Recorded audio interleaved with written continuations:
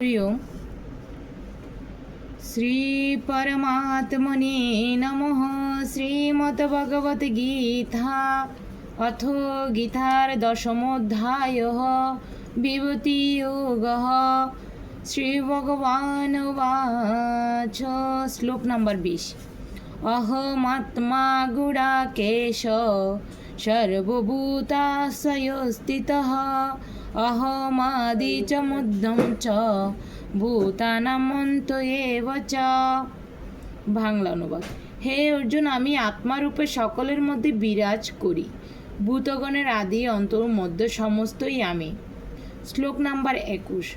আদিত্যানামহং বিষ্ণু জেতি রবি অংশুমাম মরিচি মরুতাম অস্মি নক্ষত্রাণাম অহম শশী। বাংলা অনুবাদ।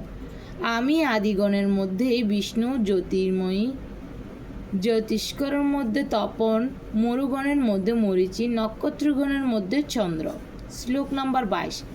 দেবানাম সামভেদেস্মি বেদানামস্মি বাসবঃ ইন্দ্রিয়াণাম মনসৈচস্মি ভূতানামস্মি চেতনা। বাংলা অনুবাদ।